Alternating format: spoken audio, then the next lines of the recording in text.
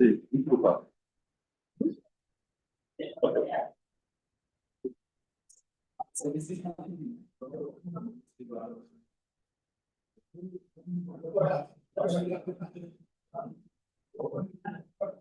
Bon, bonjour tout le monde.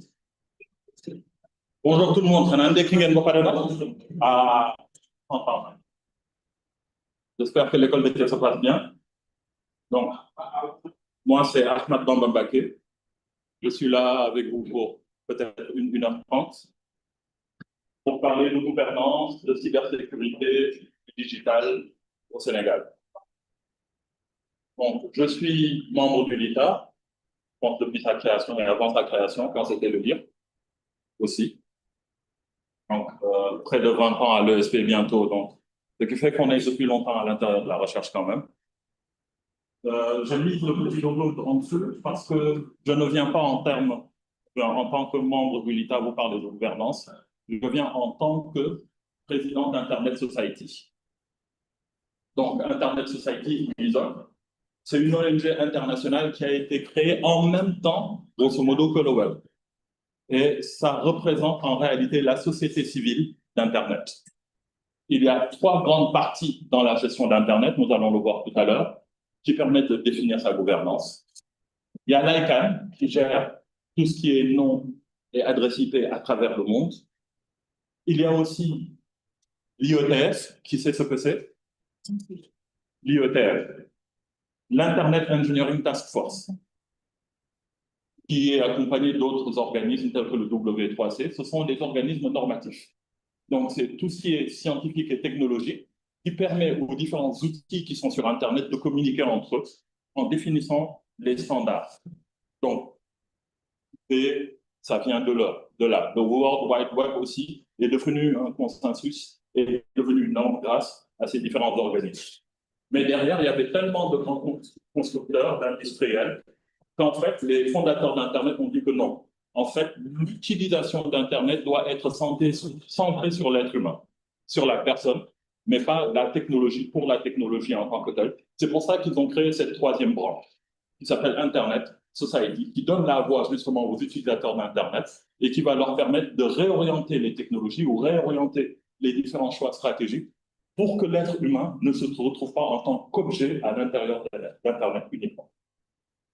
Donc, cet organisme est divisé en plusieurs chapitres. Donc, les chapitres, ce sont les représentations nationales. Donc, il y a aussi des groupes spécialisés en cybersécurité, en éducation, etc., qui sont transnationaux, on va dire. Donc, cette fois-ci, par contre, je ne suis pas là pour vous vendre Internet, même si j'aimerais bien. J'aimerais bien aussi vous vendre Internet Society, même si vous êtes déjà de grands utilisateurs, et donc par défaut, vous êtes des membres d'Internet. Je vais vous parler plutôt de gouvernance. Et vous parlez de gouvernance d'Internet au Sénégal, de gouvernance du digital au Sénégal et son impact sur la cybersécurité. Pour pouvoir le faire, il faut que je remonte un petit peu dans l'histoire. Et je vais vous poser une question bête, peut-être, mais qui peut me dire quelle est la première structure institutionnelle qui parle d'informatique au Sénégal, qui parle de digital? La première structure qui s'occupe du digital dans le pays, c'est quoi? Qui en a entendu parler? Certains n'en ont peut-être jamais entendu parler, mais j'imagine que les vieux en ont entendu parler. Donc, je vais vous montrer ça. Il s'agit de la DTAI, Direction du traitement automatique de l'information. Cette structure date de 1964. Pour dire que l'informatique au Sénégal n'est pas récente. Elle ne date pas des années 2000. Ça a toute une histoire. À l'époque, c'était uniquement pour s'occuper de gestion budgétaire et comptable. Et on a recruté des informaticiens, les premiers informaticiens qui sont rentrés dans nos structures publiques, pour justement essayer d'optimiser la démarche du gouvernement et optimiser ses ressources à l'aide de calculs. Et donc, c'est là qu'on a recruté les premiers informaticiens au Sénégal. À l'époque, Internet n'existait pas encore. Donc, Internet n'existait pas encore, mais malgré tout, le traitement de l'information était déjà dans nos préoccupations. Ce qui fait que le Sénégal est très différent de beaucoup de pays de la sous-région, parce qu'on est rentré très tôt dans ces différentes problématiques. Donc derrière, si vous voyez bien, ça c'est le site officiel de la DTAI. On parle de développement d'applications pour la gestion des sols, du sol, des impôts, etc. Depuis quand même 1975. Donc ça date un peu. Si je viens à notre présentation maintenant, l'informatique, l'Internet et aujourd'hui beaucoup de technologies qui en ont découlé, parce que justement, on a favorisé ou on a démocratisé l'accès à l'information, on a boosté un petit peu la créativité de tout le monde, de l'ensemble de la population humaine, grâce à cet accès à l'information. Donc, on va voir un peu, à travers ce plan, cette révolution industrielle, qu'on appelle la quatrième révolution industrielle, qui est un ensemble de technologies qui sont basées sur le partage de connaissances pour être créées, pour exister. Avant, la créativité ne se retrouvait peut-être dans des universités ou dans des centres militaires. Aujourd'hui, on a la possibilité d'avoir de la créativité un peu partout sur la planète et ça impacte l'ensemble de ces acteurs d'activité. On va parler de l'histoire du numérique au Sénégal, on a entamé un petit peu en parlant du digital au Sénégal, pour parler ensuite de nos plans stratégiques et ensuite aller vers les risques et vulnérabilités. Et entre les deux, on va voir qu'il y a des problématiques de gouvernance qui sont de grandes tendances. La gouvernance, c'est comment vont se gérer les ressources, comment vont se gérer les activités, comment va se gérer la loi, quelles sont les instances qui permettent de gérer l'ensemble. Ce sera ça la gouvernance. Et on va pouvoir parler de cette gouvernance autant dans le digital que dans le sous-secteur de la cybersécurité dans nos pays avant de venir à quelques recommandations concluantes. Donc, quatrième révolution industrielle. C'est une révolution technologique qui a changé la face du monde. L'une des premières révolutions, c'est quand même la production mécanique, avec l'invention de la machine à vapeur. Quel a été son impact? L'invention de cette machine à vapeur. Et pourquoi dit-on que c'est une révolution pour nous? On sait que le feu, c'est une révolution. Mais la première révolution qui a impacté la planète entière dans le monde moderne, c'est la machine à vapeur. Pourquoi? Parce que ça a permis de remplacer la force physique. Et à partir de cela, on pouvait réduire la pénibilité de l'être humain, la pénibilité des tâches de l'être. On est allé plus loin. Une fois qu'on peut produire de façon mécanique, on s'est rendu compte que on pouvait produire plus facilement. Et donc, c'est aller à la production de masse, d'autant plus que la machine à vapeur, c'était compliqué à gérer, mais en changeant de source d'énergie, l'électricité, le pétrole, ben finalement, on a pu faire plus et plus rapidement et moins cher que la production à vapeur. Par contre, ça a eu un impact environnemental. C'est qu'il y a eu l'industrialisation après la production de masse, mais une industrialisation qui est basée sur de l'automatisation. Jusque-là, l'intervention de l'être humain était obligatoire. Mais avec l'automatisation, la production se faisait grâce à des machines. Mais tout à coup, en même temps qu'il y avait des machines, l'être humain a commencé à disparaître des tâches qui étaient physiques, qui étaient complexes, physiques, et qui étaient lourdes pour l'être humain, qui étaient pénibles. Pour passer à une quatrième révolution. Cette révolution 4.0, quel a été son impact selon vous par rapport aux autres? Parce que la quatrième révolution industrielle fait partie de votre métier. C'est ce que vous faites au quotidien. Jusque-là, par exemple, sans intelligence artificielle, l'être humain intervenait de quelle manière dans les différents process? Quelle était sa valeur ajoutée? Il apporte quelque chose. Il apporte la conception. C'est lui qui conçoit. Il apporte sa matière grise. Donc, avant, les tâches étaient faites peut-être par des machines, mais il fallait peut-être quelqu'un pour conduire la machine.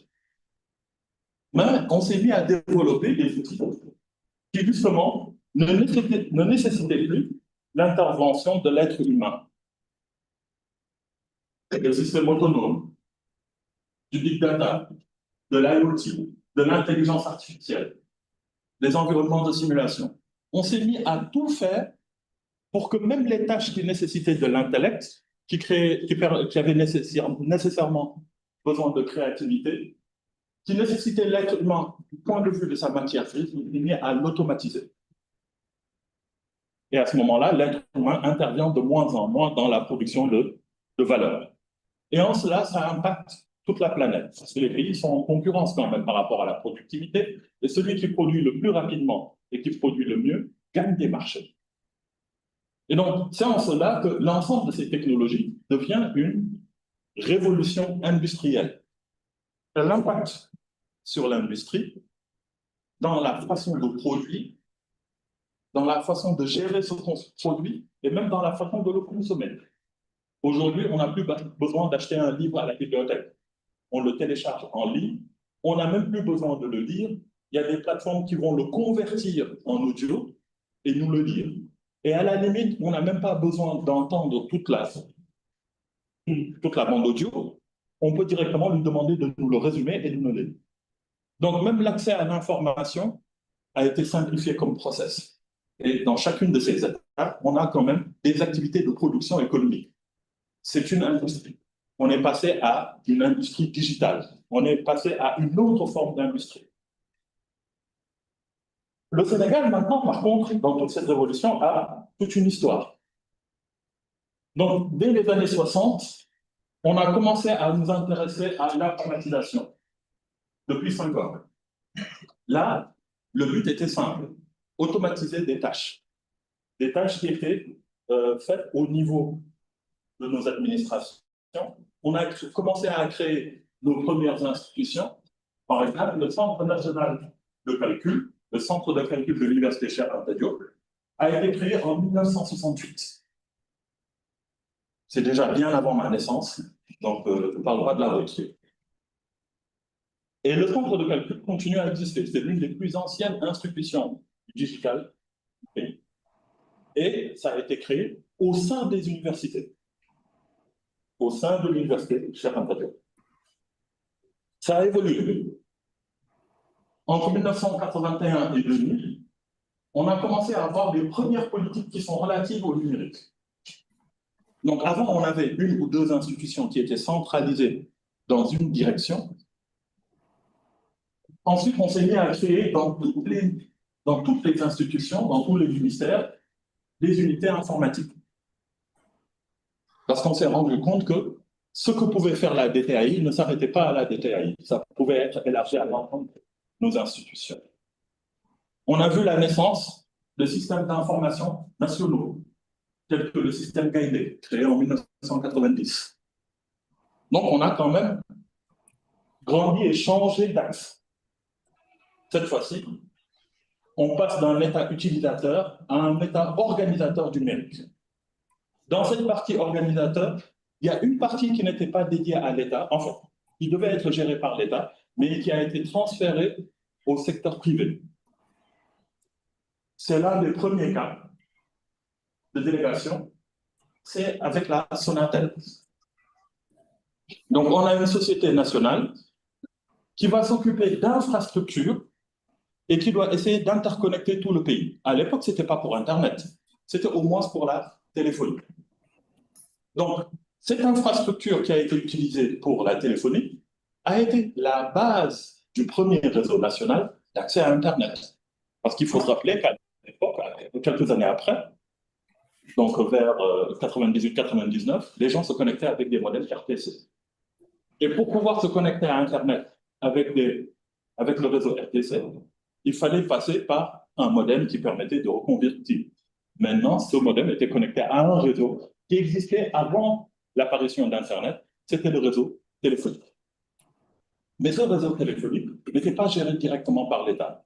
Il l'avait sous-traité à une société nationale qui s'occupait justement de téléphonie proches à un moment, mais ensuite les deux se sont séparés. Donc, on a eu une évolution entre 2000 et 2012 avec Abdoulaye Wade. Donc, cette fois-ci, on a eu une multiplication des services de digital dans l'État sénégalais.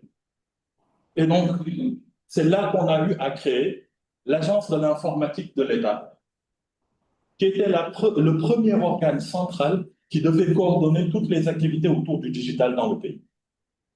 Donc, on a une histoire au niveau de l'informatique, on a une histoire dans les réseaux télécoms, mais on a une histoire aussi dans la gouvernance. Et le premier organe réellement qui s'occupait de coordonner ce qui se faisait dans les réseaux gouvernementaux, ça a été la DIE. Mais avant d'y arriver, il a fallu près de 40 ans. Entre ce qui se passait dans les années 60, jusqu'à l'apparition d'Internet, et même après l'apparition d'Internet, quand l'usage s'est multiplié et que cela s'est introduit dans nos services administratifs, c'est là qu'il a fallu une structure qui coordonne l'ensemble, ou qui coordonne l'évolution de l'ensemble, ça a été la DIE. Vous avez le plan Sénégal numérique 2016-2025, qui est ensuite devenu la stratégie. La première réelle stratégie autour du digital au Sénégal. Cette première stratégie a tenté de définir un modèle de gouvernance, a défini des rôles entre les différentes structures et entre-temps a pu établir de nouvelles lois. La loi sur la cybercriminalité, par exemple, le décret sur la cybersécurité, etc. Donc un ensemble d'organes. La création du premier data center. Tout s'est fait dans cette période. Et aujourd'hui... D'accord.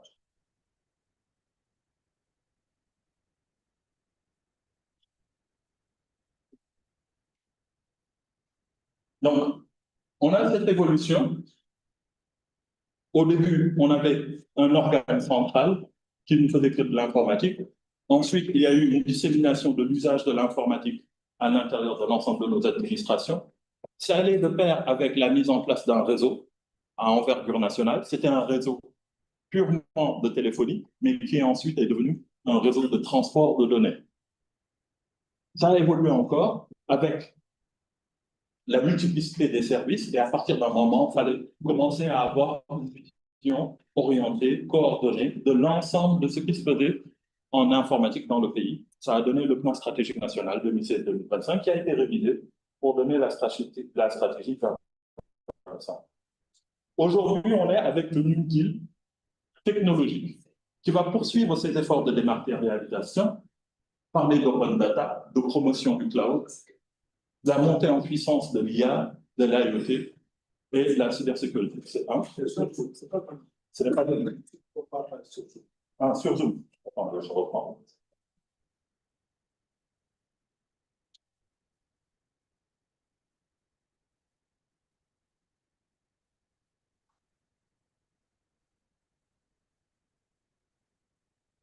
Donc aujourd'hui, les problématiques sont différentes.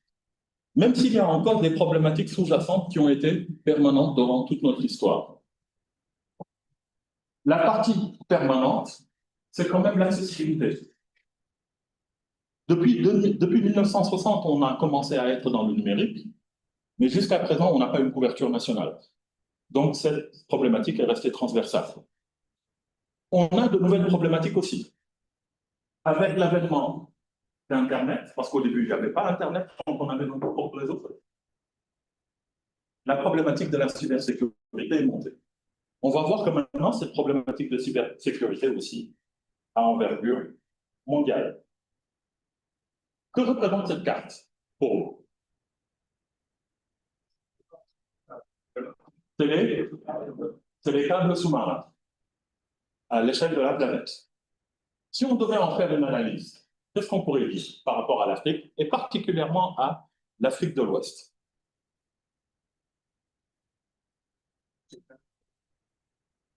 Oui.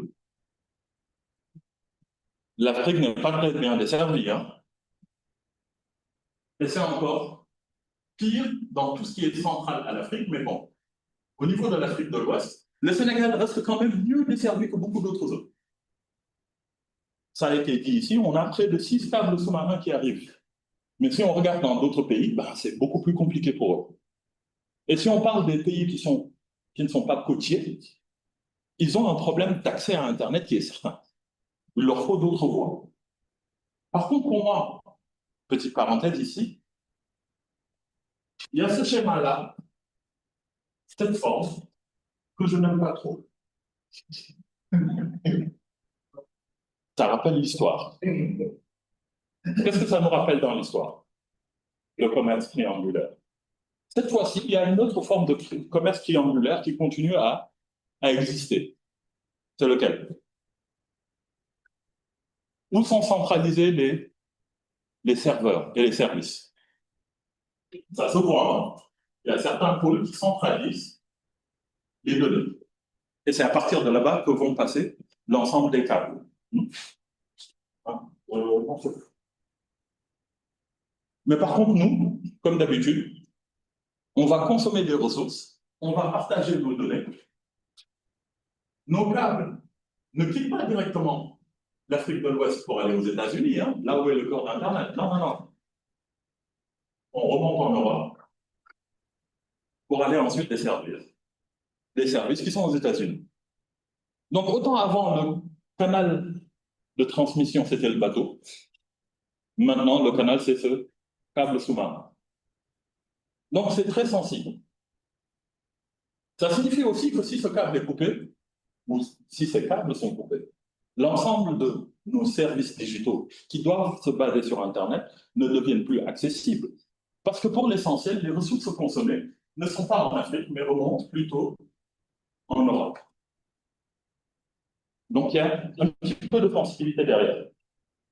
Donc, tout ça est basé sur un ensemble de stratégies qui ont évolué. Donc, la première stratégie, je le disais, c'est la stratégie Sénégal numérique 2016-2025, qui, après quelques années, a été revisitée pour produire la stratégie Sénégal numérique 2025 et obtenir aujourd'hui le New Deal technologique. Ce sont les 3 stratégies nationales autour du numérique qui ont existé au Sénégal. Tout ce qu'il y avait avant, c'était des politiques nationales, mais qui n'ont pas été transformées en stratégies coordonnées et qui devaient toucher l'ensemble de nos services, autant l'éducation que la santé, que l'administration centrale, que l'industrie, etc. Donc, ces différentes stratégies se ressemblent un peu quelquefois. Ici, on voit, par exemple, les différents axes du SN 2025. C'était du temps de Macky. Donc, on retrouve 4 axes. L'accessibilité, ouvert et abordable, l'administration numérique au service des citoyens et des entreprises, le développement d'une industrie numérique innovante pour la création de valeur et la diffusion du numérique dans les secteurs économiques. Ça, c'était les 4 axes. Si on regarde maintenant la vision 2050 qui est associée au New Deal technologique, de la même façon, on va retrouver 4 axes. On va voir ici le développement de l'économie numérique. On parle d'économie numérique, on ne parle plus juste de transformation digitale. De la même façon qu'avant, ça avait été formulé de façon différente. Le développement d'une industrie numérique innovante et créatrice de valeur. Donc, il y a des axes qui se recoupent. On parle de gouvernance par la souveraineté numérique. Et c'est le premier axe. La souveraineté numérique, une gouvernance forte et centralisée pour une cohérence des initiatives numériques. Pourquoi ça a été mis en premier lieu? Pourquoi ce premier axe tourne autour de la gouvernance? Ça ne tourne pas autour de la cybersécurité. C'est parce qu'on s'est rendu compte que, on va le voir encore un petit peu après, j'anticipe, qu'il y a eu une stratégie, il y a eu une évolution de cette stratégie et malgré tout, on a eu du mal à concrétiser ce plan stratégique. Parce que justement, il n'y avait pas d'organe de gouvernance. Cela s'est vu quand il a fallu faire un petit bilan. Un bilan du SN 2025. L'indicateur qui m'avait le plus troublé, c'est par exemple le classement. Le classement mondial du Sénégal. Qu'est-ce qu'on peut voir à travers ces différents indicateurs? entre 2012 et 2023. On a avancé ou on a reculé? En matière de performance, au niveau africain, on était 11e, on est resté 11e. Bien qu'on soit peut-être parmi les premiers pays à avoir accès à Internet et à avoir digitalisé nos services. Mais on a stagné. Par contre, à l'échelle mondiale, on était au 100e, on est maintenant passé au 102e. En parlant de développement d'éthique, on a avancé ou on a reculé? On a, avant, on était au niveau mondial en 124. Maintenant, on est allé à 142. C'est qu'il y a un problème quand même. Quand on parle de coût, on est toujours parmi les pays les plus chers, même si ça s'est amélioré. On était sur le plan mondial placé en position 141. Maintenant, on est allé à 139. Au niveau africain, on était en position 135. Maintenant, on est allé à la position 31. En matière de maturité, on a un peu progressé quand même. 97, on est allé à 93 au rang mondial. Mais au plan africain, on a stagné. Ce n'est pas de très bons indicateurs. Donc, il y a des indicateurs sur lesquels on devrait travailler. Un des indicateurs aussi sur lesquels nous devrions faire un peu plus d'efforts, c'est ici la résilience. Dans la résilience, il y a les infrastructures, le marché, la sécurité et la performance. Donc, vous pouvez scanner le QR code pour avoir le rapport de résilience produit par la plateforme Pulse d'Internet Society sur le Sénégal. Vous y retrouverez tous les pays. Donc, en Afrique, le score moyen, pour dire qu'en Afrique, ça se passe très mal quand même, le score de résilience est de 33 sur 100. Le Sénégal, bien qu'étant au-dessus de la moyenne, est quand même à 36 sur 100. On est noté à 3 sur 10 ou 3,6 sur 10 pour un score de résilience. Pourtant, on a une stratégie de développement national qui est entièrement, enfin, je ne vais pas dire entièrement, mais qui est grandement basée sur l'utilisation du digital. Donc, ce qui signifie que même notre développement économique est grandement basé sur une structure qui n'est pas résiliente, qui risque d'être fragilisée par des incidents. Ça peut être de la cybersécurité, ça peut être l'évolution du marché, ça peut être un problème d'infrastructure. Remarque, la meilleure note que l'on a, hein, c'est la note de sécurité. Mais malgré tout, c'est en dessous de la moyenne. Donc, on a une évolution qui est mitigée parce que derrière tous les efforts et toutes les stratégies qu'on a développées, bah, malgré tout, on a des problèmes qui sont persistants. Et quand on regarde, cette évolution est mitigée, d'autant plus que la population sénégalaise continue à croître et à avoir un meilleur accès à Internet. Oui. Pardon? Oui, bien sûr. Alors, c'est le QR code là. Un peu plié. Vous l'avez pas commandé.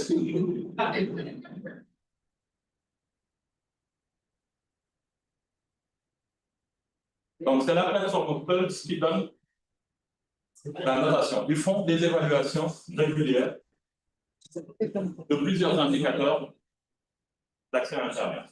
Bon, il y a d'autres QR codes dans le document. Hein. Vous n'êtes pas obligé de vous focaliser sur ça. C'est bon. Donc, je dis que cette évolution reste mitigée, déjà sur le plan de la résilience, mais est aussi mitigée sur le plan de la dématérialisation. Donc, au Sénégal, avec la première stratégie numérique, le SN 2025, donc, qui était le PSL avant, c'est le 25, il y a jusqu'à 900 procédures administratives qui avaient été identifiées comme devant être digitalisées. 900. C'est beaucoup. Mais après plus de 10 années d'exercice, il n'y en a que 130 qui ont pu être dématérialisés. Et ces 130 n'ont même pas été dématérialisés de bout en bout. Quand je veux dire de bout en bout, ça veut dire depuis l'institution jusqu'au citoyen final qui devait accéder à ces services. La majorité de ces procédures ont été digitalisées en interne et ne sont pas accessibles aux citoyens. Ce qui donnait un taux de réalisation d'environ 13,4%. Ça signifie qu'en plus de ne pas être résilients, nous ne sommes pas performants. C'est un problème. Donc, les services publics ont un problème pour digitaliser. On est passé d'une stratégie numérique à une autre stratégie numérique révisée pour revenir à une troisième stratégie numérique. Espérons que cette fois-ci, on aura de l'impact. Il y a quelques usages quand même qui ont augmenté. Le taux de pénétration de la téléphonie mobile a dépassé les 100%. Donc, ça signifie que tout le monde a accès à cette ressource. C'est quand même quelque chose de bien. Mais derrière, il y a tellement de promesses qui sont faites des citoyens. C'est mon directeur des études. Donc, derrière, il y a plusieurs promesses qui sont faites. Des plateformes pour l'éducation, des plateformes pour la santé, l'automatisation de l'industrie. Donc, on rêve quand même, on nous fait rêver au quotidien. Bon. Déjà, sous Senghor, je pense qu'on nous disait que le Sénégal en l'an 2000 serait comme Paris. Aujourd'hui, bon, on est à 2025. Il y a encore des cars rapides et des diagalières. Sur le digital, on aura la même problématique. Donc, il y a beaucoup de rêves, il y a beaucoup de promesses qui sont faites à travers le digital, mais on se rend compte que pour la réalisation de tout ça, on a de sacrés problèmes de performance. On a des problèmes de résilience. On n'arrive pas à atteindre nos objectifs. Donc, je vais prendre un autre cadre, danser sur un autre pied, pour expliquer comment ça se gère ailleurs. Et commencer par la gouvernance d'Internet. Ensuite, pour venir à la gouvernance nationale et ses problématiques. Qui connaît ce principe? Ce mécanisme? Ici, j'ai mis même Bac+5 dans la salle. Hein. Donc, tout le monde sait. Bon, il y a quelques exceptions de personnes qui ne devraient pas être là. Quand même. Donc, qu'est-ce que ça montre ici, ce schéma? C'est le fonctionnement du web à travers les DNS, le système de résolution. Donc, ce mécanisme explique beaucoup de choses sur Internet. Quand j'ai besoin d'accéder à un site, je donne son adresse. Cette adresse a besoin d'être traduite en adresse IP pour qu'ensuite j'accède à la ressource concernée. Mais pour le faire, il faudrait que je sache retrouver le propriétaire de cette URL. Et il faudrait une autorité qui puisse me dire, ah, voici la personne qui est propriétaire de cette URL, et cette personne-là, voici son adresse. Ce qui fait qu'on va avoir constaté un registre racine à travers un service de résolution. Donc, à chaque fois qu'on se connecte à Internet, on va avoir des adresses IP des serveurs DNS qui vont être mis sur notre modem, qui vont essayer de contacter, on va essayer de contacter les serveurs racines à partir de ça. Des fois, il y a des démembrements nationaux hein, pour raccourcir le chemin. Il nous dit avant, les points org sont gérés par tel serveur. On contacte ce serveur de point org, et il va nous dire, ah, Wikipédia.org est géré par tel serveur. On y va et on nous donne l'adresse IP, et à partir de ce moment-là, on continue à communiquer avec cette adresse IP.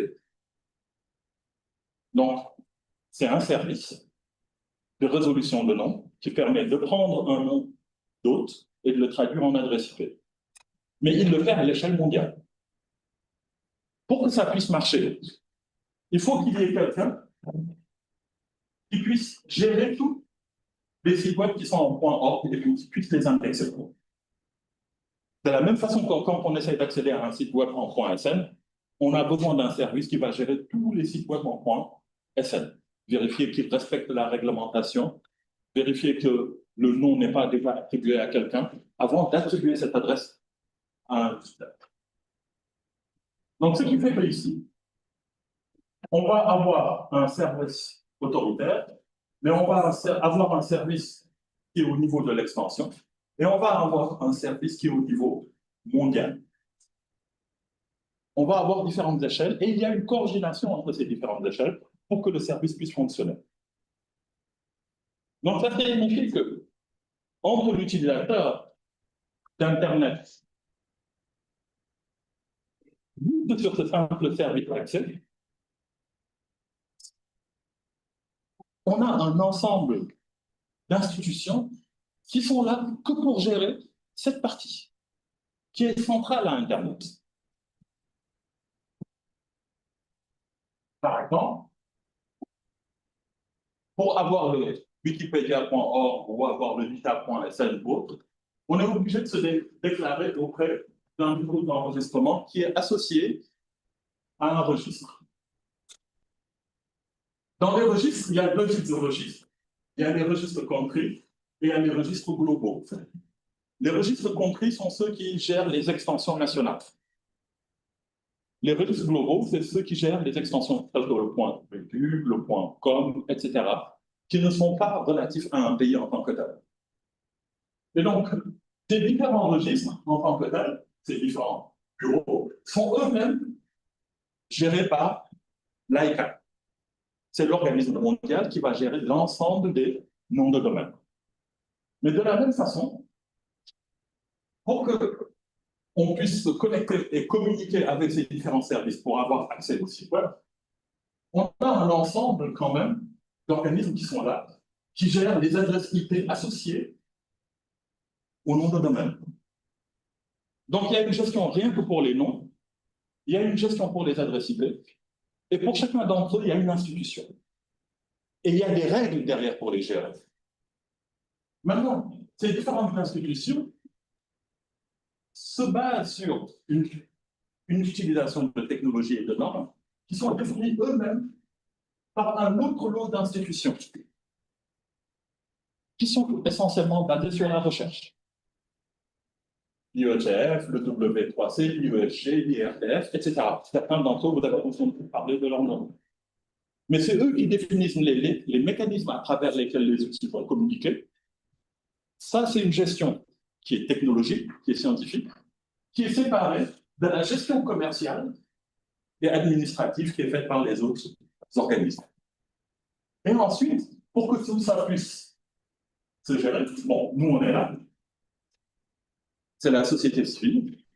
Et on est membre de l'ICANN et on participe autant aux événements de l'ICANN qui décident de comment est géré Internet dans sa globalité, autant au niveau global qu'au niveau pays. Par contre, il y a un petit hic dans l'ensemble. Un petit problème dans l'ensemble, c'est que ICANN est basé sur un système judiciaire américain. Donc, on peut faire tout ce qu'on veut sur Internet, mais malgré tout, le cœur d'Internet va être géré par une structure qui est basée sur le droit américain.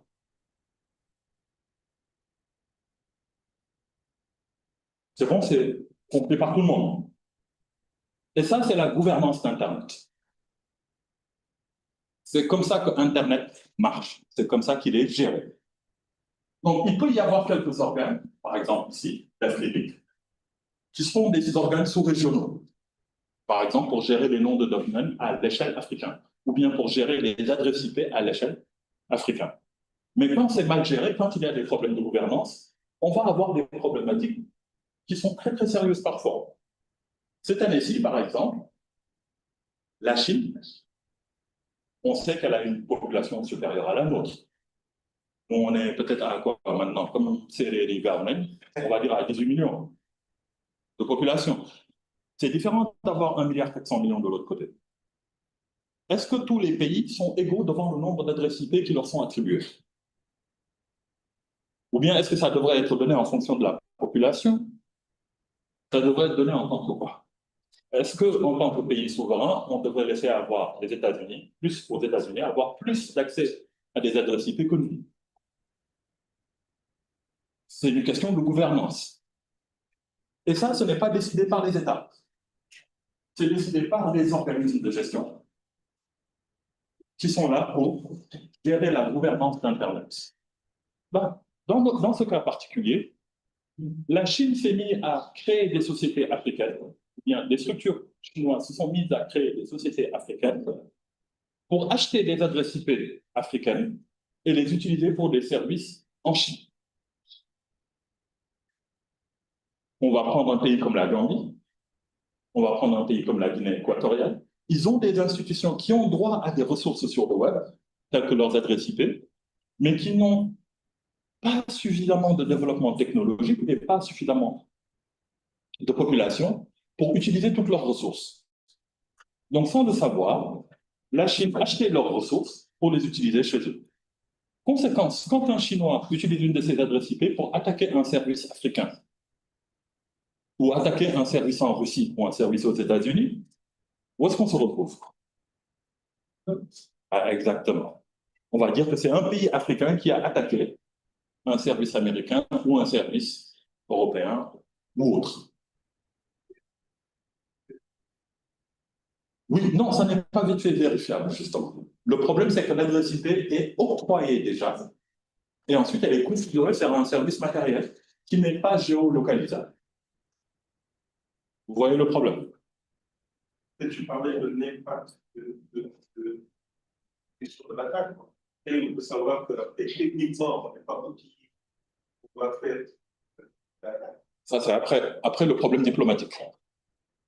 Ça, c'est après le problème diplomatique.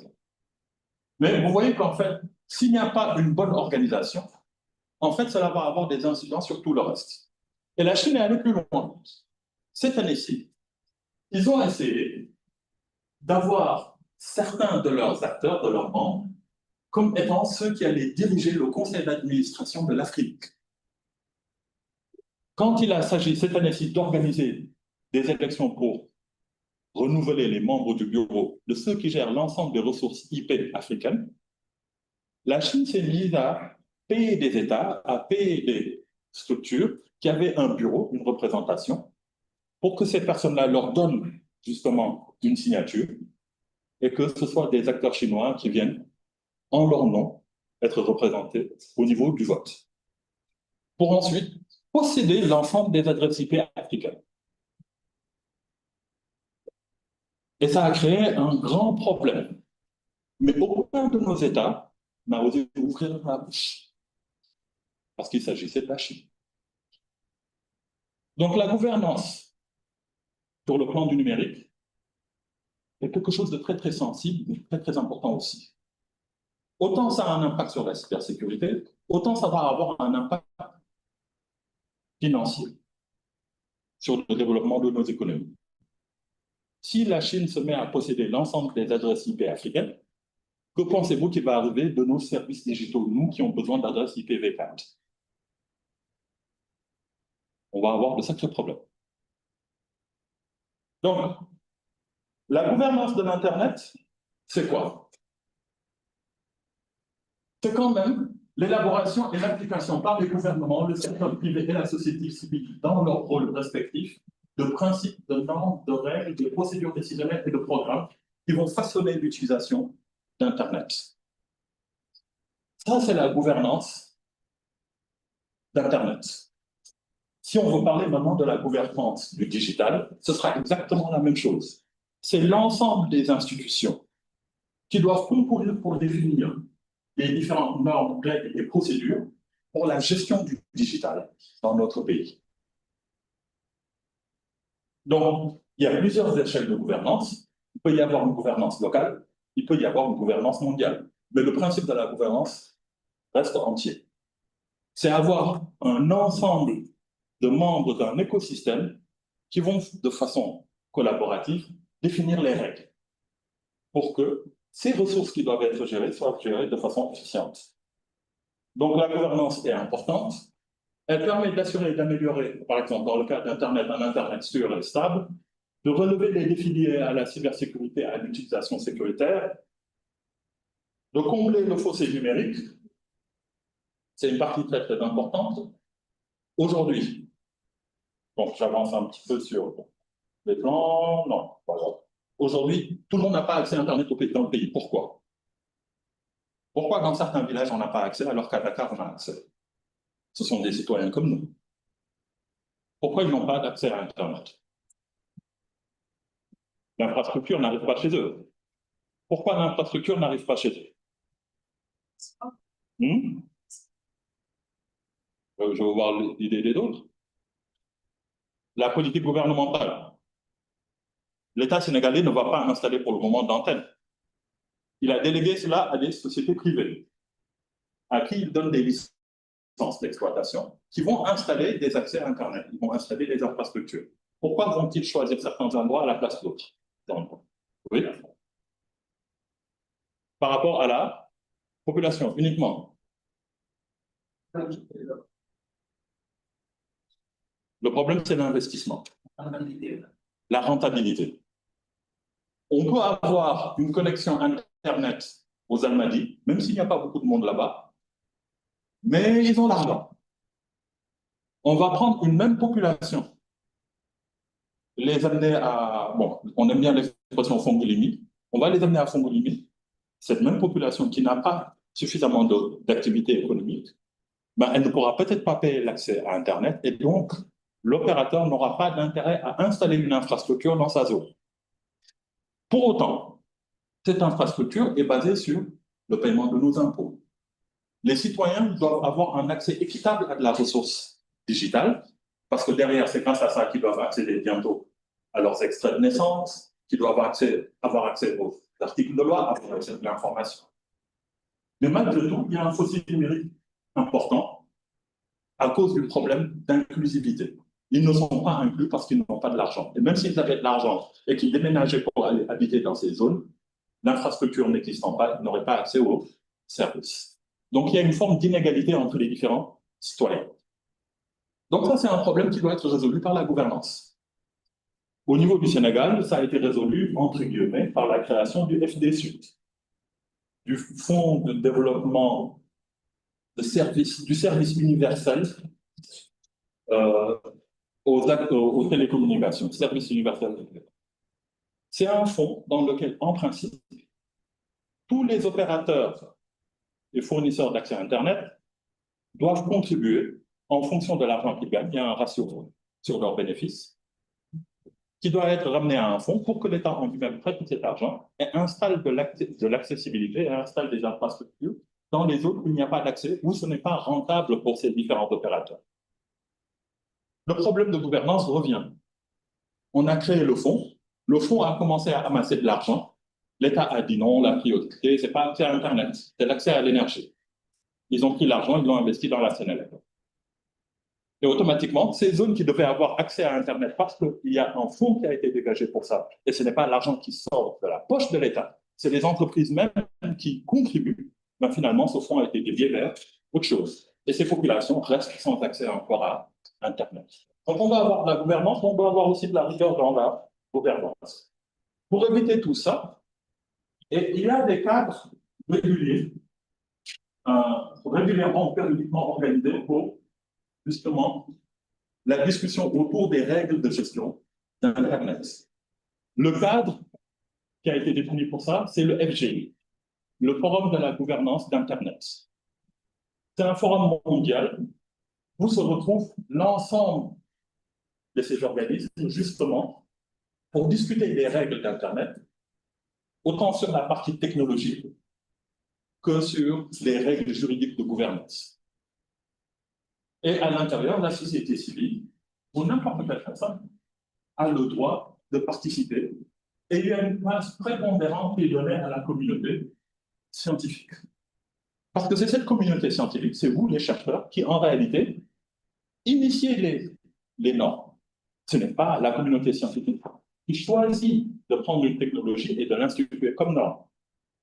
Mais c'est à travers les travaux qu'on fait en cybersécurité, qu'on fait en réseau, qu'on fait en télécom, qu'on définit de nouveaux protocoles, qu'on définit de nouveaux formats d'échange de données Et ensuite, ces différents formats sont proposés aux différents organismes, par exemple l'IEF, pour en faire des normes. Ensuite, ces normes sont discutées au niveau du FGI pour avoir une adoption mondiale. C'est comme ça, par exemple, que le IPv6, qui vient du IPv4, doit pouvoir être élargi à l'ensemble des pays, mais va être aussi élargi à l'ensemble des constructeurs. Donc, l'ensemble des entreprises qui travaillent autour de l'Internet vont venir dessus. Mais ce sont des enjeux tellement importants que derrière, les Nations Unies vont même intervenir. Aujourd'hui, il y a par exemple la norme New IP, qui en a entendu parler. Le New IP. C'est toujours la Chine. C'est une nouvelle norme d'adressage qui va être plus étendue que le IPv6 et qui va être mieux adaptée justement à la 5G et toutes les technologies mobiles qui s'en suivent. Mais c'est une norme chinoise. Et cette norme chinoise, au niveau du FGI, elle a du mal à être appliquée. Pourquoi? Parce que, par exemple, les États-Unis vont dire non. Cette norme étant chinoise, elle va être implémentée plus rapidement par les sociétés chinoises qui vont à ce moment-là dominer le marché des réseaux télécoms. Et on se retrouve dans un problème. Donc, on a un écosystème avec un grand ensemble d'acteurs. Donc, la gouvernance, c'est des principes, c'est des organismes autour desquels on se regroupe, c'est des acteurs clés, et c'est l'ensemble qui va constituer un écosystème. Ici, ce qu'on a, c'est l'écosystème d'Internet, l'écosystème de la gouvernance d'Internet. Donc, ce qui fait beaucoup quand même. À travers cette gouvernance, on va avoir à régler des problèmes économiques, des problèmes socioculturels, des problèmes légaux, des problèmes d'infrastructure, des problèmes de droits de l'homme. Tout ça va venir autour des problématiques de gouvernance, notamment dans le digital. Et le Sénégal dans tout ça. Et comme on parle d'école d'été autour de la cybersécurité, qu'est-ce qu'on en fait?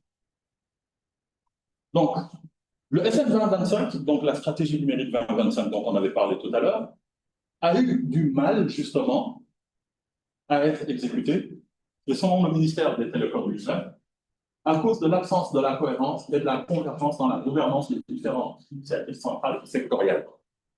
Ce que ça signifie, c'est le langage administratif, ce n'est pas le langage scientifique. C'est dire qu'en fait, les différents ministères, les différentes agences, quand il y a eu le plan stratégique SN 2025, se sont mis à l'appliquer chacun de son côté.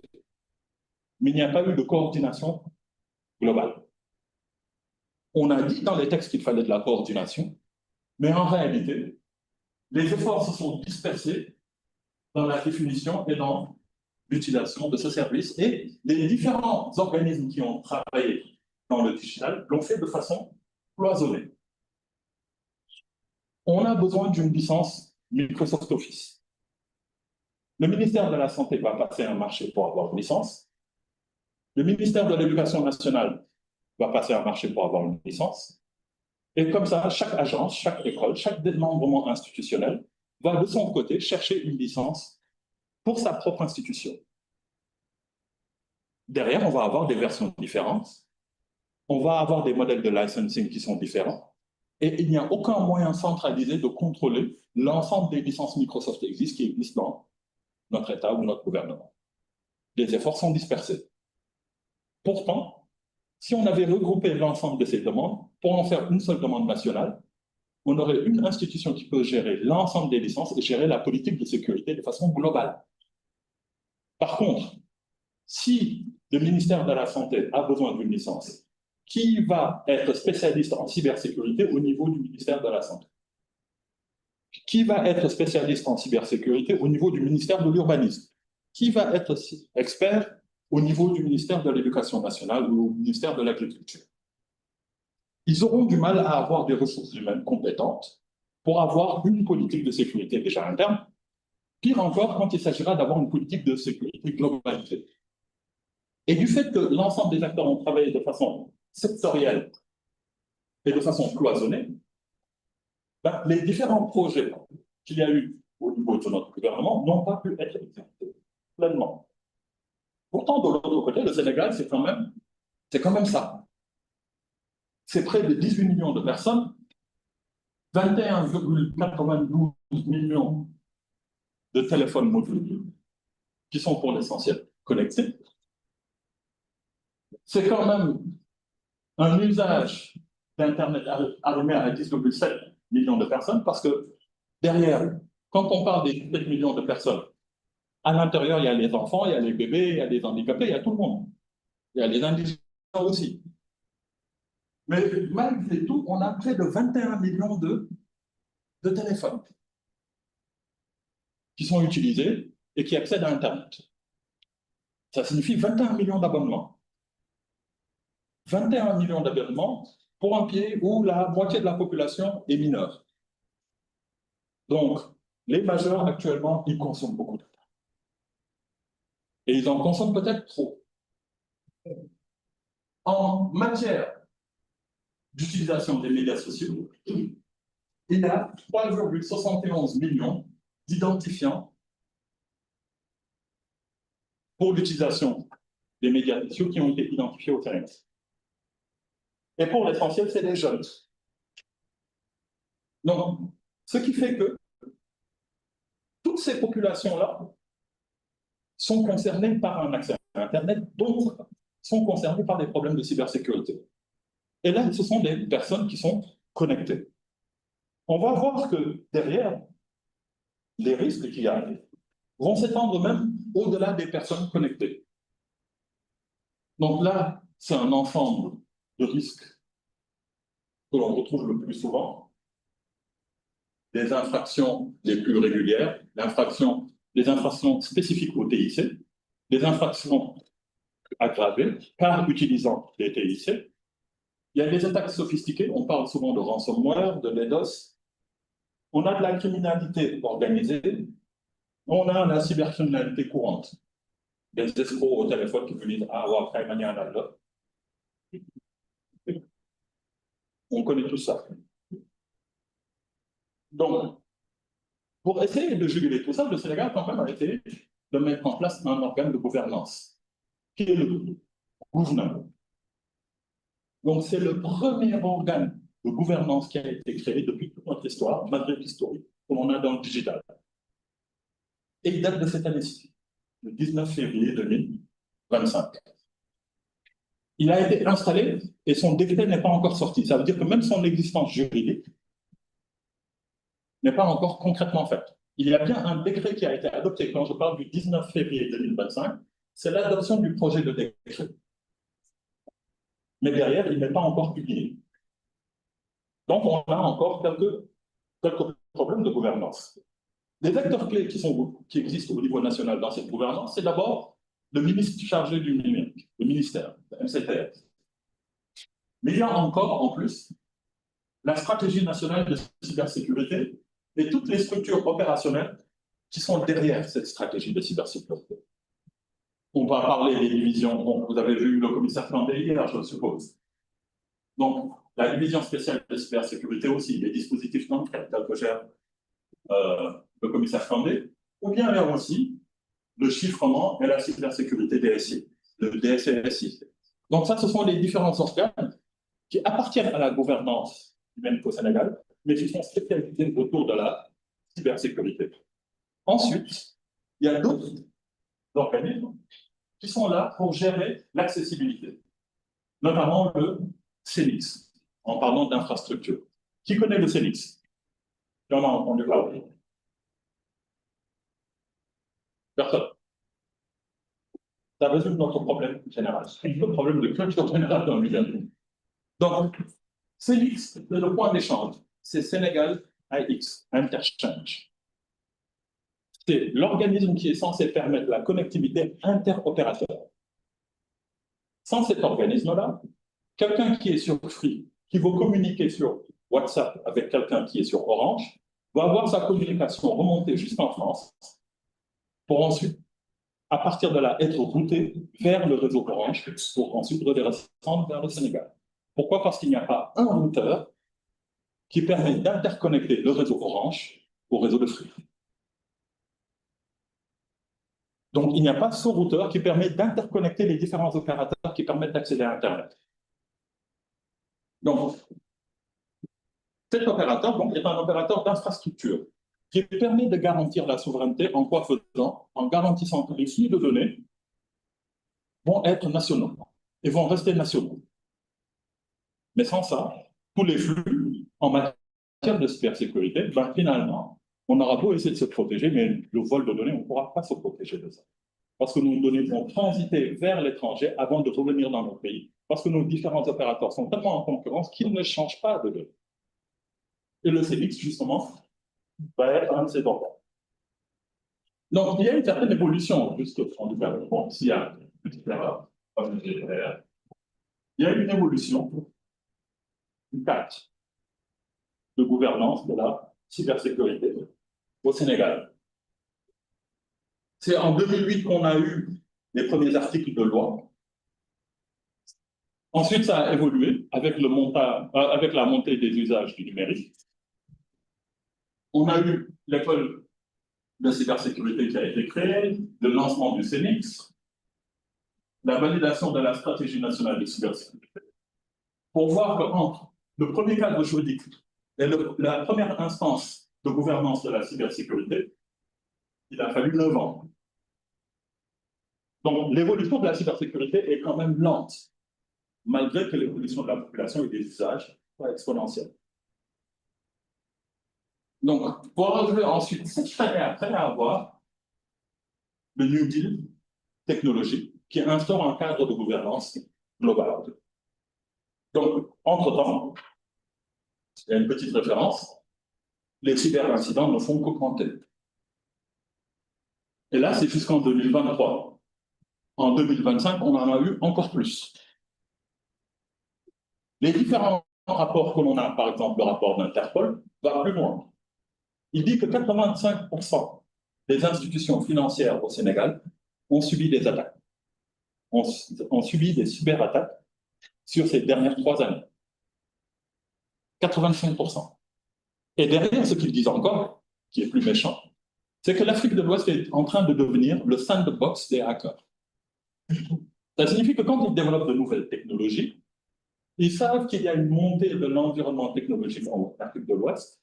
Ils ont tendance à venir tester leurs outils chez nous. Ils ont tendance à venir tester ces outils dans nos environnements. C'est pour ça qu'on voit les attaques des institutions financières, mais on voit aussi l'attaque de la RTP, de la DGID, etc. On voit. Et là, je ne parle pas des attaques internes, hein, je parle des attaques depuis l'extérieur. Ça se fait.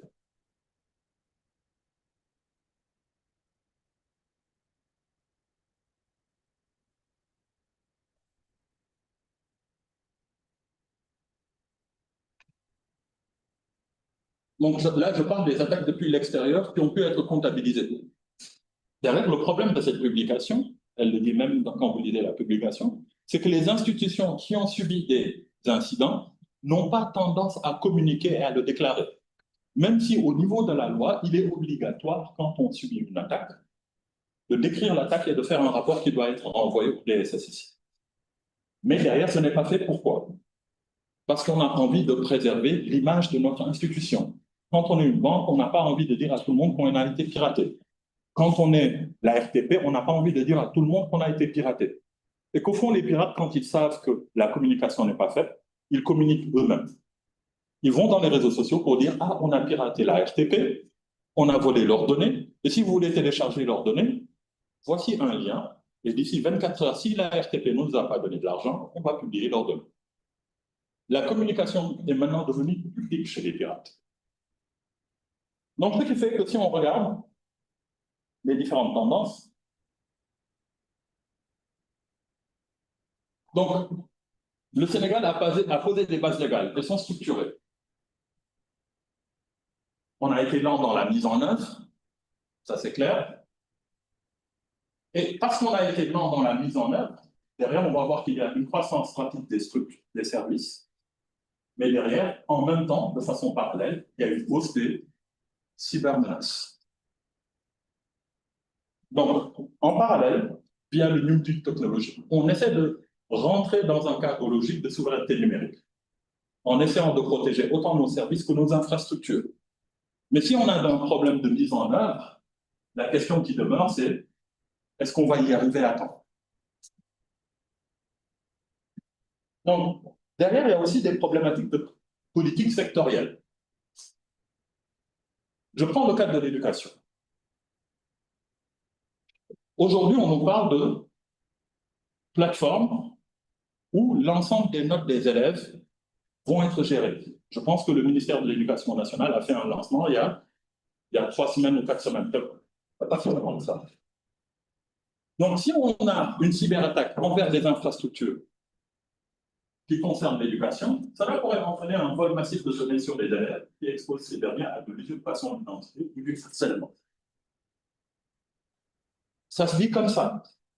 Mais derrière, il faut voir quel est le nombre de personnes qui risquent d'être concernées. Et ces enfants n'ont pas de terminal et n'ont pas accès à Internet de façon individuelle. Le 5e recensement général de la population a permis de décompter 4 441 533 apprenants. Et l'essentiel de ces apprenants vont être dorénavant enregistrés dans des plateformes éducatives à l'échelle nationale. En plus de ça, leurs différents établissements vont être connectés et vont donc être vulnérables à l'échelle de tout le pays. Ce qui fait que même la personne qui n'est pas connectée à Internet aujourd'hui va finalement être la cible de vol de données. Ce qui fait qu'on a besoin de stratégies de gouvernance qui ne se basent pas uniquement sur la connectivité, qui va aller plus loin. La même chose pour la santé. Aujourd'hui, on est en train de préparer à l'échelle nationale des dossiers patients. Ils sont digitalisés et on essaie de les sécuriser. Mais derrière, quand on regarde la pyramide sanitaire, sur les 14 régions, 79 districts sanitaires, on a près de 3 915 structures de santé. 3 915 structures de santé qui doivent avoir un accès à ces plateformes. Depuis la case de santé jusqu'à un hôpital. Donc, derrière, en termes d'utilisateurs, de ressources humaines, il faut imaginer, le professionnel de santé a près de 34 000 personnes. Ça signifie 34 000 personnes qui seront des utilisateurs de ces plateformes de santé qui vont gérer les 18 millions de personnes au Sénégal. Ça fait combien de personnes à former en matière de cybersécurité? Ça fait combien de personnes qui portent un risque s'ils ne sont pas formés? Ça fait près de 35 000 personnes. Je ne parle pas du corps administratif et corps technique, on parle que des professionnels de santé. On est à près de 35 000 utilisateurs de ces plateformes de santé qui ne sont pas formés dans le digital et encore moins en cybersécurité et qui vont constituer un risque pour les 18 millions de personnes à travers les plateformes qui vont couvrir l'échelle du pays. Donc, autre problématique, c'est la couverture de la connectivité. Là, c'est les infrastructures hospitalières. Donc, j'étais en train d'essayer de télécharger les données tout à l'heure. Ce sont les infrastructures qui existent avec leur nombre. Dès le départ, on voit que c'est bien centré vers l'ouest, c'est bien dense autour de Dakar, mais plus on s'en éloigne, moins il y en a. Les autres sont un petit peu plus rares. Mais ça, c'est un problème de santé. Le problème, c'est qu'il faut le corréler à des problématiques d'accessibilité. Donc, bon, je ne sais pas si je peux zoomer un peu. Donc, ce que vous avez, c'est la qualité de la connexion avec une forme de coloration. Et ensuite, derrière, on va voir les zones qui sont bien connectées et les zones qui ne le sont pas. Donc, même en matière de digitalisation, si on veut même couvrir l'ensemble de ces structures, on voit très bien ici qu'en réalité, le pays n'est pas couvert. Et même quand le pays est couvert, on a de façon ponctuelle des accès à une connectivité de qualité, mais pour le reste, grosso modo, on est à de la 3G, 2G. Donc, ce qui fait que l'accès à des services digitaux de qualité ne va pas être possible. Donc là aussi, c'est des problématiques de gouvernance, sans parler des problèmes industriels. Problème industriel, le premier exemple, bon, malheureusement, je n'ai pas pu le documenter, c'est le compteur Wi-Fi. Il communique bien en digital. On veut amener aussi d'autres formes de compteurs. Le jour où quelqu'un pourra pirater ces compteurs-là, on aura de sacrés problèmes. D'en parler d'autres termes. Donc, petit bilan encore. Les forces et le progrès. On a un cadre juridique large et global en matière de cybercriminalité. On a une stratégie nationale sur les données, on a une stratégie nationale sur l'IA, on a des textes sur les transactions électroniques, on a des textes de loi sur la cryptologie, on a une loi sur la société de l'information, on a un grand arsenal juridique. Ça existe, mais qui est méconnu par l'essentiel des acteurs. On ne forme pas dans nos écoles autour de ces articles de loi. Des fois, notre responsabilité est engagée, on ne le sait pas. On a un ensemble d'institutions qui sont là pour gérer la cybersécurité. Mais ce sont, pour l'essentiel, soit des organes de stratégie, soit des organes opérationnels. C'est juste à partir du mois de février qu'on a eu un organe de gouvernance qui permet de les cadrer ou de les réguler. On a des infrastructures, et on a des opérateurs pour gérer les infrastructures, et on a une stratégie nationale. Ça, c'est ce qui est dans le positif. De l'autre côté, on a quelques défis. Malgré l'existence de l'organe, on a une fragmentation, un manque de coordination entre les différents organes.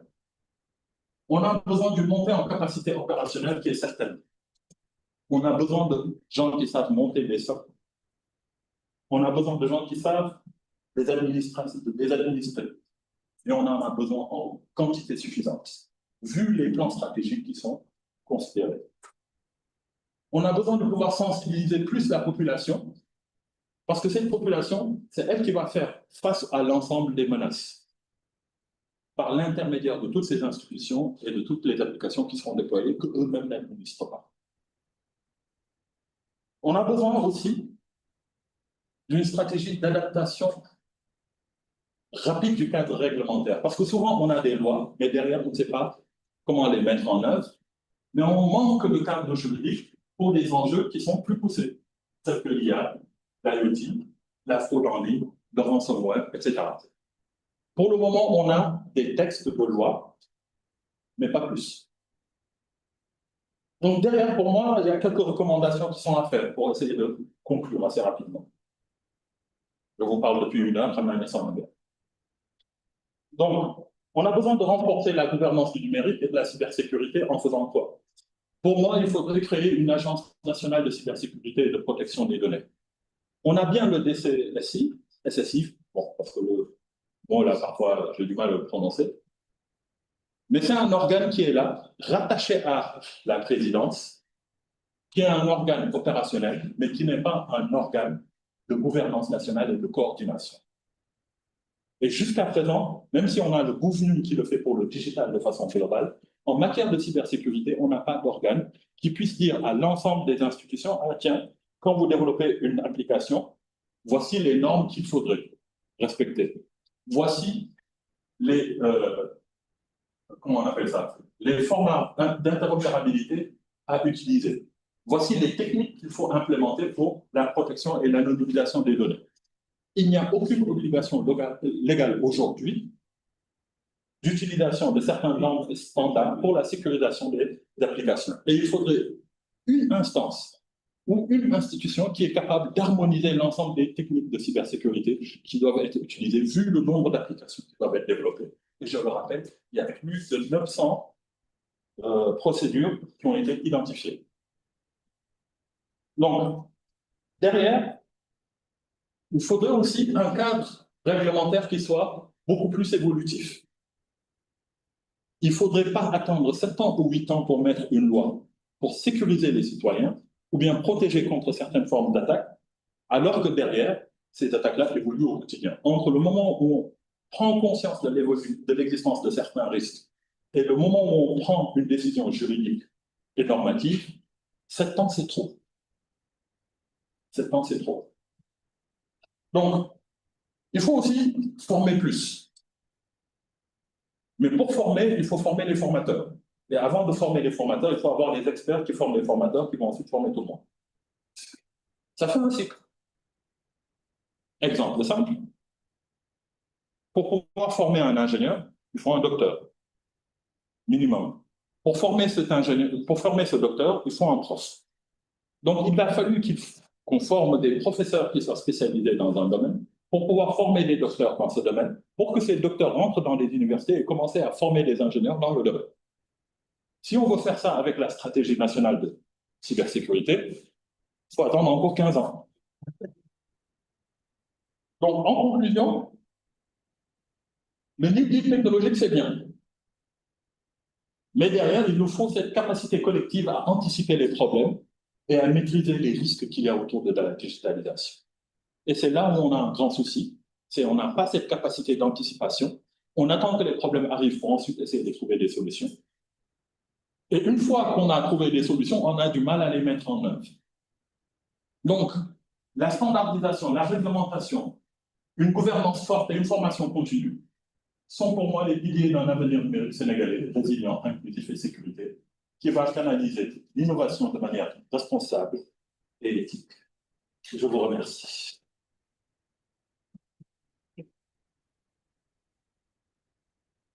Même si je ne sais pas pour les questions.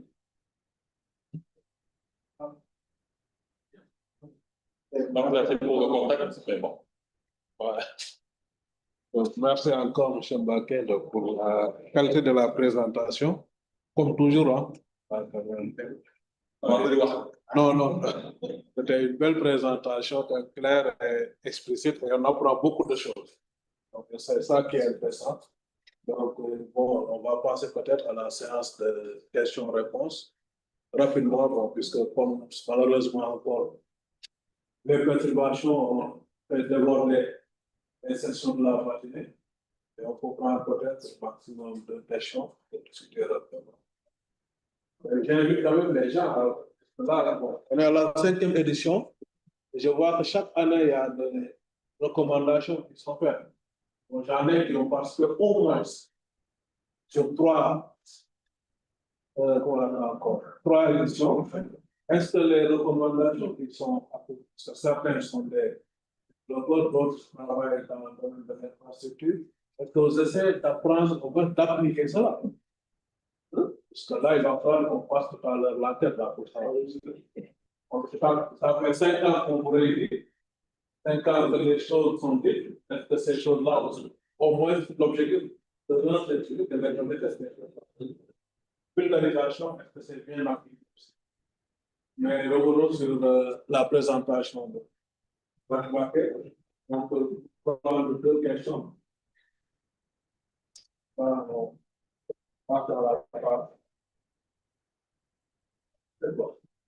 Je ne veux pas vous laisser le fait d'inverser le débat, alors inverser le déjeuner, la présentation. Oui, général. Merci pour la présentation. Alors, la question c'est par rapport à l'Internet Society Sénégal. Je voudrais savoir quel est votre positionnement.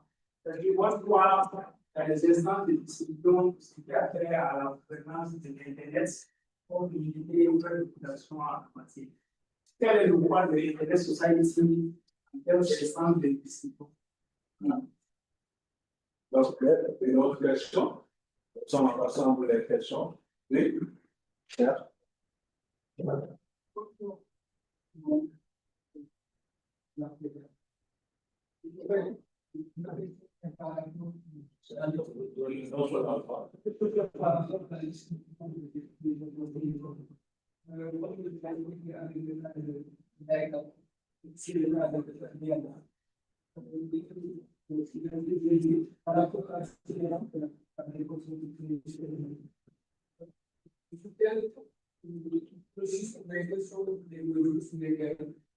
cette base, cette distribution-là, ça va échapper. De pas être une distribution pour mieux vivre la consommation. Merci. Bon, souvent, s'il y a deux, il y a trois. La troisième question. C'est d'avoir de recommencer la troisième. Il y a la troisième question.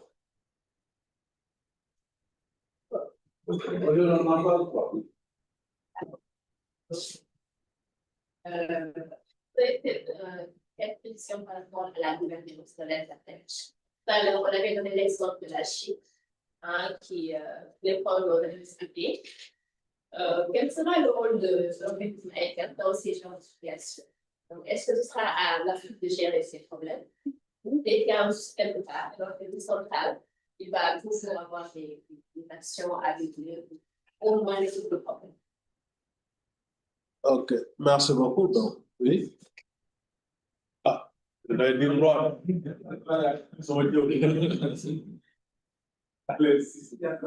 Merci beaucoup. Merci. Bon, en fait, ça fait quelques années qu'ils ont parlé de la l'unité de business. Et je commence dans certains continents, c'est depuis une réalité. Et nous, on a fait, par exemple, au Sénégal particulièrement, parce que nous avons des équipements des groupes de rôle. Quand on va, quel est la réelle aussi en ce moment-là? Et sinon, quels sont les contenus qu'on va présenter? Ok, merci beaucoup. Il y a une question peut-être. Bon, attends, je me réjouis de la présentation de Patrick. Votre qualité encore. C'est également à notre commission à remercier l'occasion de cet atelier-là.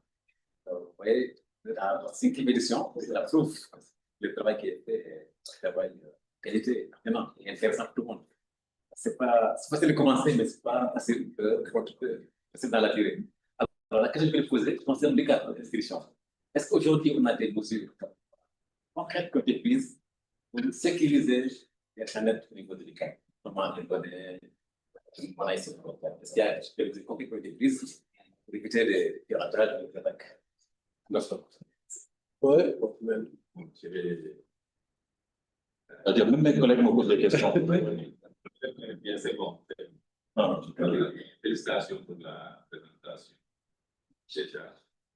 Donc, vous n'êtes pas là en tant que collègue, vous êtes là en tant que président de l'ISOC. il est membre d'ISOC aussi. Hein.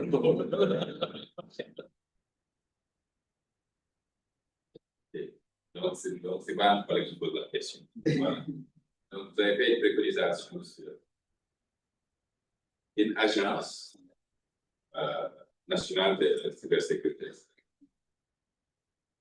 On sait que la DCSSI est en train d'occuper cet espace-là. On va revenir là, mais bon. C'était là le premier jour. Et si c'était là, peut-être ce serait bien expliqué. L'interaction hier, par exemple, pour l'antenne, qui est entrée au cœur de ces questions-là. La préconisée qui est autorité, puisque la direction elle est liée. Si on revisite un peu l'histoire récente, une année, 2 ans, la direction du chiffre parvenait tout de même à faire porter des décrets. Un dernier décret, je pense, peut-être qui n'a pas été vulgarisé, mais qui a été, qu'on a fait signer au président sortant pour demander à des institutions privées comme publiques d'aller se faire former cette sorte d'autorité de certification, auprès de l'École nationale de sécurité. Là, ça pose gros problème. Donc, ils sont en train de légiférer, alors qu'il y a pas mal de travail derrière qui sont très développés. Donc, c'est pourquoi je reviens sur une l'agence. Voilà, la question sur la pertinence d'une alliance, d'une autorité, et quels seraient, disons, les attributs à réserver à l'école de sécurité. Au passage, cette école-là ne favorise, en tout cas, ne partage pas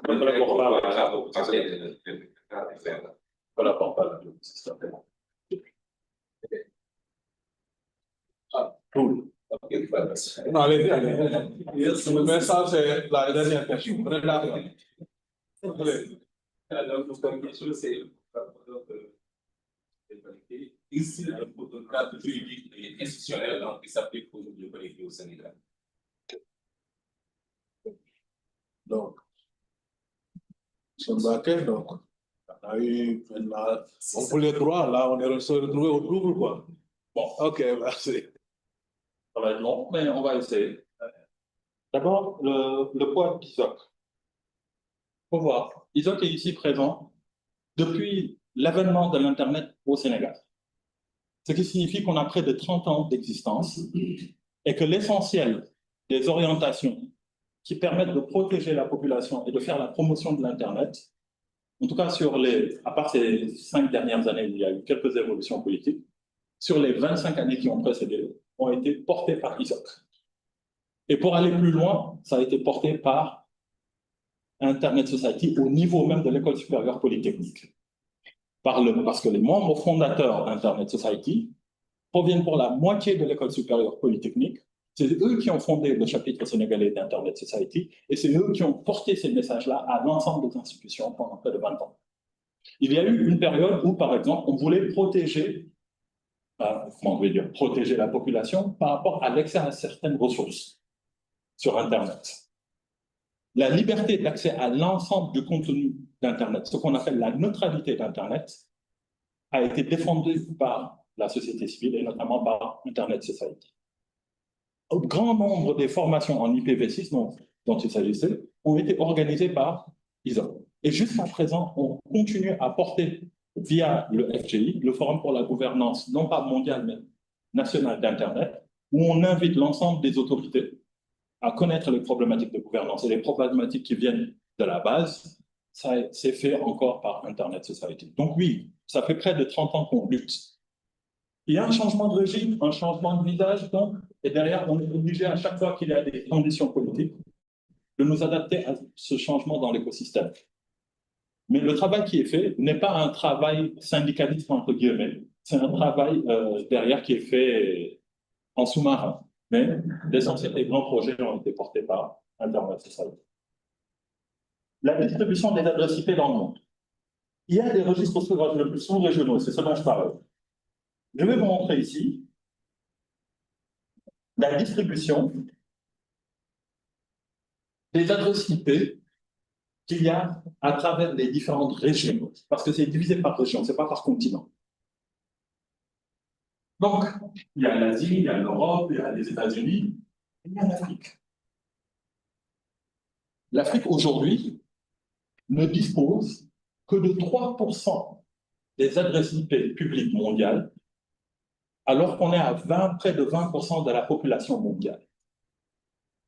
Pourquoi? Parce que, pour des raisons historiques d'abord, cet organe a tardé à se faire créer, a tardé à être créé. Et même quand on a se créé, à l'époque, les différents États africains ont tellement eu peur de dépenses qu'ils n'ont pas voulu héberger l'Afrique. Et maintenant, ça nous a créé plein de problèmes après. Si on a pu attaquer l'Afrique pour nous voler nos adresses IP, c'est à cause du poids politique qu'on a donné à l'Afrique. Nos différents gouvernements ne participent même pas au conseil d'administration quand il est organisé.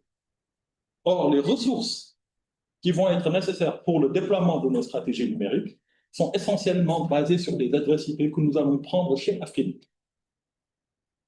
Et donc, il est important que pour des questions de souveraineté, ces différents organes, qu'on y soit présents et qu'on porte une voix forte. Mais aujourd'hui, ce n'est pas le cas. Afrique, maintenant, siège à l'île Maurice. Il siège à l'île Maurice parce que c'est une petite île qui a dit « Ah, si personne n'en veut, moi je prends ». Comme ça, tous les financements qu'il y a dans Afrinic viennent dans leur propre pays.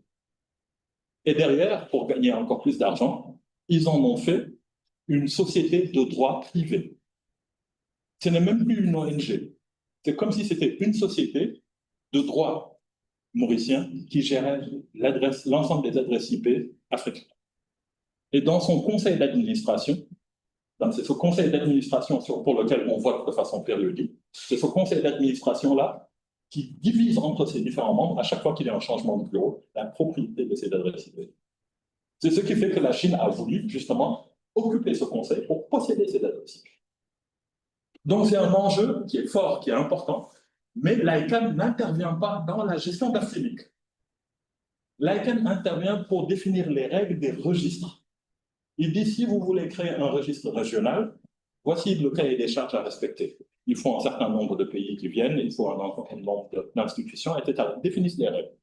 Mais une fois que c'est fait, comment ça se gère en interne, ce n'est plus le rôle de l'ICANN. Malheureusement. Donc, IPv6 et applique les contraintes. Oui, on a beaucoup formé sur l'IPv6. Je prends, depuis près de 15 ans, on parle d'IPv6, on a formé les ingénieurs, tout le monde a fait de l'IPv6. Et d'ailleurs, l'IPv6 est déjà utilisé largement. Il se trouve jusque dans nos pays, à nous. Par exemple, si je prends le cas du Sénégal, le plus grand opérateur a dit que « Ah non, ça ne m'intéresse pas, ce n'est pas bon pour moi ». Pourquoi? Parce qu'il vend des adresses IPv4 publiques, qu'il loue. Qui sait à peu près ce que coûte une adresse IPv4 publique? C'est entre 100 et 300 000 par mois. Pour chaque adresse IP publique que vous voulez fixer dans votre modem. Sinon, il ne vous donne pas une adresse IP publique, il vous donne une adresse dans son sous-réseau.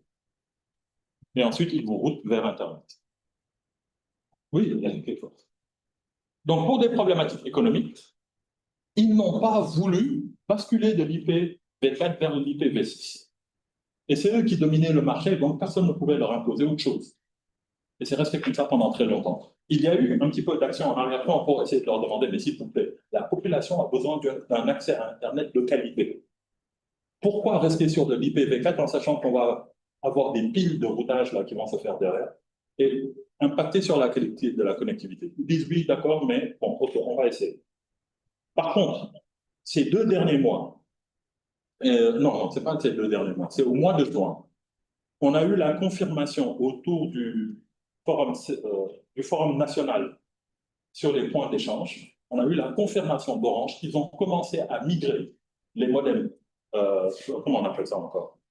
Les modems fibre optique, bon, non. Ils ont commencé à les migrer en IPv6. Mais ils l'ont fait sans dire aux utilisateurs qu'ils ont migré de l'IPv4 vers l'IPv6. Donc, du jour au lendemain, vous voyez votre adresse migrée, mais en réalité, on ne vous a pas averti. Ils ont commencé à le faire en phase pilote. Donc, je pense que c'est depuis le mois de juin. Donc, par rapport à l'UQAM et les mesures concrètes de sécurisation, j'aurais bien aimé avoir les RSSI de l'UQAM. Mais à part ce que j'en sais, c'est 2, 3 choses. La première chose, je sais que maintenant, on déclare à la CDP certaines de nos procédures pour être sûr qu'on est conforme à certaines mesures. Je sais que malheureusement aussi, on est souvent piraté de l'intérieur. Les premiers étudiants qui piratent l'UQAD sont les étudiants de l'UQAD en tant que tel. Donc, c'est ceux de la PAL qui prennent leurs outils pour tester. Je pense, pour anecdote, quand on a ouvert la première promotion de Master Cybersécurité à l'ESP même, cette année-là, et on a eu la première promotion maintenant d'ingénieurs de conception qui ont fait de la cybersécurité à la douane. C'est cette année-là, lors d'une grève, qu'on a piraté le site de l'ESP et le site de l'UQAD pour la première fois. Donc, c'est pas comme s'il y avait un lien. Mais bon, il y en a. Donc, pour moi, ce qui manquerait, c'est déjà de mettre en place des chartes internes qui permettent à chaque personne qui travaille ou qui étudie au sein de l'UQAD d'avoir conscience qu'il a des obligations et des responsabilités sécuritaires en matière de digital et des normes à respecter. Ça, c'est déjà au moins la première chose. La deuxième chose, il faudrait renforcer effectivement un petit peu la sensibilisation autour de certaines problématiques, d'autant plus que maintenant, on va digitaliser leur bulletin de notes, on va digitaliser l'accès aux services du coude, on va digitaliser l'accès à la santé, etc. On a besoin aussi de pouvoir les protéger plus parce qu'ils vont avoir accès à plus de services. Ça, c'est ce que j'en sais. Maintenant, par rapport aux différentes autorités et le pouvoir, j'aimerais montrer vraiment les missions de la DCSSI. Donc ça, c'est sur leur site officiel. Hein. Ça, c'est l'ensemble des missions. Renforcer la protection des secrets d'information, propositer aux autorités. L'élaboration, c'est surtout ce point-là qui m'intéressait. L'élaboration et la mise à jour régulière de normes de sécurité électronique à l'attention de l'État, des opérateurs d'infrastructure, du secteur privé et des particuliers, du développement des mécanismes de suivi et de sanction de ces normes. En réalité, c'est leur rôle à eux, le DCSSI, d'être l'autorité centrale qui normalise l'utilisation des outils et qui normalise la cybersécurité au niveau du Sénégal. Mais leur mission opérationnelle est tellement complexe pour eux à cause de la liste de ces missions qu'ils ne peuvent pas s'en occuper. En réalité, c'est ça. Par contre, le fait d'en faire une autorité ou d'en faire une agence qui est autonome fait qu'ils vont d'abord, comme pour la CDP, pouvoir être stables indépendamment des gouvernements qui transitent. Parce qu'il faut distinguer la cyberdéfense de la cybersécurité. La cyberdéfense, je suis d'accord que ça soit centralisé au niveau de la présidence. Mais ce qui est de l'ordre de la cybersécurité touche la santé, touche l'éducation, touche le monde économique, touche l'ensemble de secteurs d'activité, à tel point que ça ne peut plus être logé au niveau de la présidence. Ils n'auront jamais les moyens et les mains libres pour prendre des décisions et donner des orientations. Donc c'est pour ça que j'insiste dessus. Sinon, la liste de leurs missions est longue. Mais c'est à eux, en fait, si on a des problèmes, pour moi, c'est eux l'autorité et c'est sur eux qu'il faudrait taper. Et enfin, un cadre IoT juridique. Il n'y a pas de cadre IoT juridique spécifique. Par contre, il y a un cadre des télécoms. C'est-à-dire que si on utilise certaines fréquences en matière d'IoT, etc., on est obligé d'avoir l'autorisation de l'ARTP. En même temps, le deuxième problème, c'est que les méfaits qui sont interdits en matière de cybercriminalité, qu'on utilise de l'IoT ou pas, le même cadre juridique s'applique. Et pour ceux qui ne l'ont jamais lu, il faut voir ça. Comment on appelle ça? Il y a, comment on appelle ça? Il y a la loi pénale au Sénégal.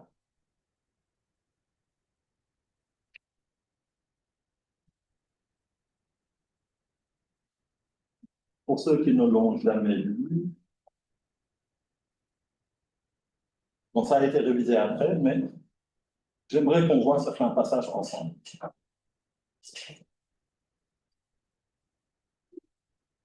Qu'est-ce qu'on dit ici? Quiconque aura accédé ou tenté d'accéder frauduleusement à tout ou partie d'un système informatique sera puni d'un emprisonnement de 6 mois à 3 ans et d'une amende de 1 million à 10 millions de francs CFA aux lignes des deux peines. Ce n'est pas celui qui a piraté. C'est celui qui a tenté de pirater. Et celui qui a réussi aussi. L'article suivant.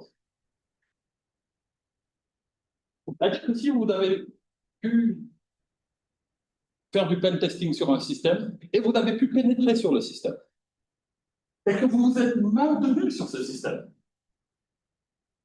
la même chose revient. Quiconque se sera maintenu ou aura tenté de se maintenir frauduleusement sur tout ou partie d'un système informatique sera puni de. Une fois que vous êtes maintenu sur le système,